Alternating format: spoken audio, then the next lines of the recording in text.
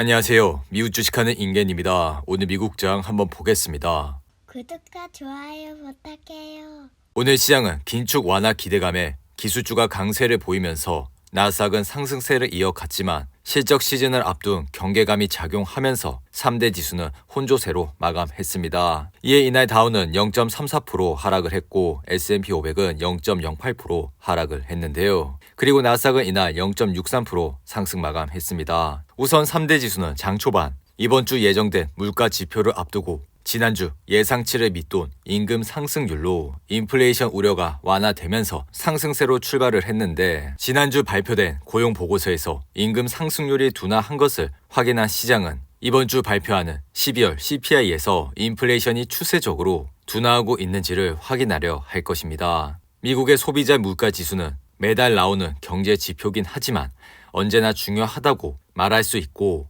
여전히 미국 증시에 큰 영향을 끼치는 존재라 할 수가 있는데요. 우선 지난 12월에 나왔던 11월 CPI 지표는 매우 긍정적인 모습을 보여줬는데 11월 소비자 물가지수 CPI는 7.3%가 예상되었지만 실제 결과는 7.1%가 나왔습니다.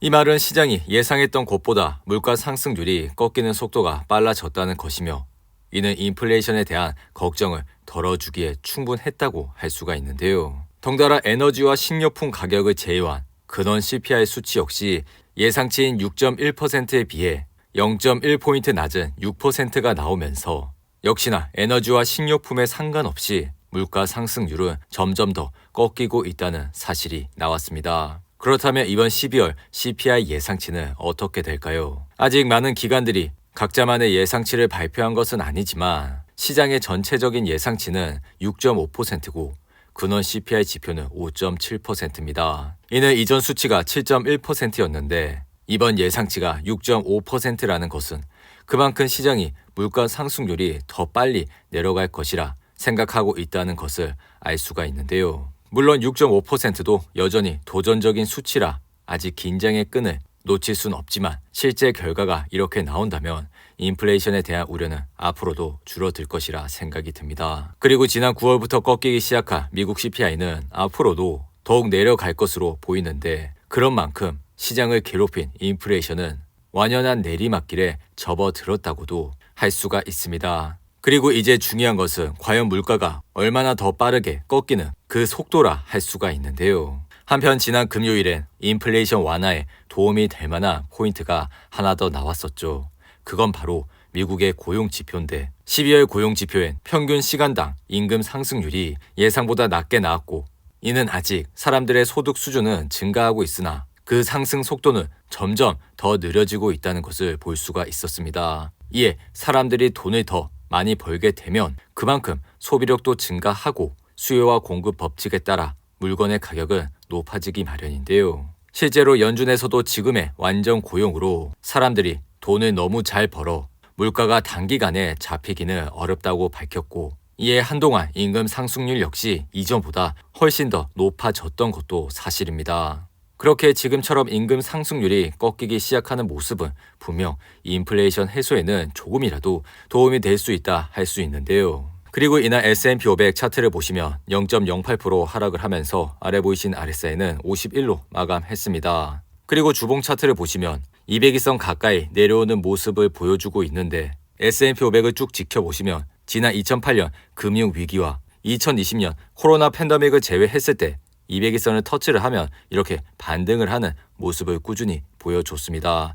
그러니 이러한 200일선이 반등과 하락의 주요 지점이라 할 수가 있는데요. 그리고 나스닥은 이날 0.63% 상승을 하면서 아래 보이신 RSI는 48로 마감했습니다. 나스닥은 최근 1200불 때까지 떨어지면서 좋지 않은 모습을 보여줬지만 이후 반등을 모색하면서 현재는 1635불 선에서 흐름을 이어가고 있는데요. 그리고 나스닥의 주봉 차트 역시 지난 2008년과 2020년을 제외하면 줄곧 200일선에서 반등을 하는 모습을 줄곧 보여왔기 때문에 이러한 모습을 잘 참고하시고 투자를 해주시기 바랍니다. 그리고 이날 주식시장의 Fear and Greed 지수는 48로 마감하는 모습을 보여줬는데요. 그리고 이날 WTI 가격은 1.41% 상승을 하면서 배럴당 74.81달러에 마감했습니다. 이에 옥시덴탈의 주가는 이날 0.52% 상승을 하면서 현재 주가는 64불선에서 흐름을 이어가고 있죠. 최근 옥시덴탈은 주가가 200일선까지 떨어지면서 주가는 61불대까지 내려왔지만 이내 반등을 하면서 현재는 64불선에서 흐름을 이어가고 있습니다. 그리고 애플은 이날 0.41% 상승을 하면서 아래 보이신 RSI는 43으로 마감했는데요. 이에 애플의 현재 주가는 130불대에서 흐름을 이어가고 있죠. 그리고 최근 시장은 애플의 보급형 스마트폰인 아이폰 SE 4세대 모델이 출시되지 않을 것이란 전망이 나오고 있는데 아이폰 SE는 2016년 첫 모델이 출시된 이후 2020년 2세대가 나왔고 그리고 2년 후인 지난해 3세대가 발표됐었죠. 하지만 애플이 이처럼 아이폰 SE 출시 자체를 재검토하고 있는 건 최근 저가형 스마트폰에 대한 시장 수요가 기대에 못 미쳤기 때문이라 분석하고 있습니다. 그리고 애플은 올해 아이폰 라인 전반에 가격을 인상하는 것을 검토 중이며 이런 상황에서 가격에서 경쟁력이 있는 아이폰 SE가 시장에 큰 영향을 주지 못할 것이란 분석도 나오고 있는데요. 그리고 테슬라는 이날 5.93% 상승을 하면서 현재 주가는 119불선에서 흐름을 이어가고 있습니다. 테슬라는 최근 제로 코로나 정책에 따른 소비 심리 둔화와 중국 토종 업체들과의 경쟁으로 사상 처음으로 중국에서 지난해 가격을 인하했고 올해 또다시 가격 인하를 단행하는 모습을 보여줬는데 이에 경쟁사들을 상대로 가격 전쟁을 할 수 있는 능력이 있어 가격 인하를 통한 시장 점유율 보존이 가능할 것이라 보고 있습니다.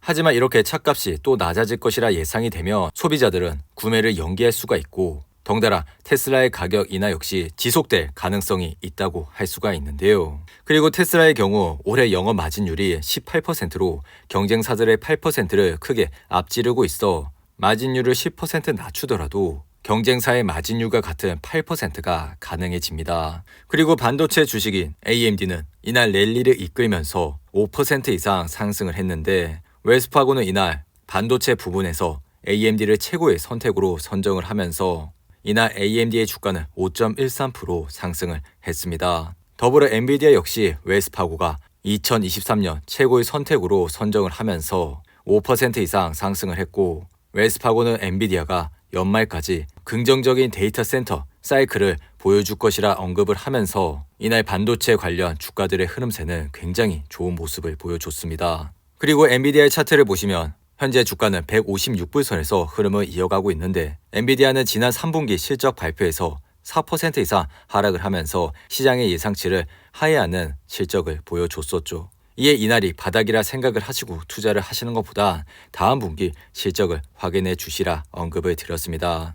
그리고 이날 룰루레몬은 4분기 총 마진이 줄어들 것이라 예상하는 지침을 밝히면서 이날 주가는 9% 이상 하락을 했습니다. 반면 부동산 회사인 진로우는 이날 뱅크 오브 아메리카가 주식을 매입하도록 2번 업그레이드를 하면서 진로우의 개선된 성장 전망을 보며 지난 금요일 종가보다 20% 상승할 수 있다 밝힌 이후 이날 진로우의 주가는 8% 이상 상승을 했습니다. 그리고 이날 우버는 파이퍼 샌들러가 중립 등급에서 비중 확대로 업그레이드를 하면서 이날 3.79% 상승을 했고 오라클 역시 파이퍼 샌들러가 주식을 중립에서 비중 확대로 상향 조정하면서 1% 이상 상승을 했습니다. 그리고 골드만삭스는 10월 직원의 6.5%인 3,200명의 직원을 해고한다고 보고한 이후 이날 1% 이상 상승을 했고 이는 지난달 보고된 8%보다 낮은 수치라 할 수가 있습니다. 오늘도 8분이 넘는 긴 영상 끝까지 시청해 주셔서 감사하고요. 가시기 전에 구독과 좋아요 잊지 마시고 그럼 저는 다음 영상에서 찾아뵙겠습니다. 감사합니다.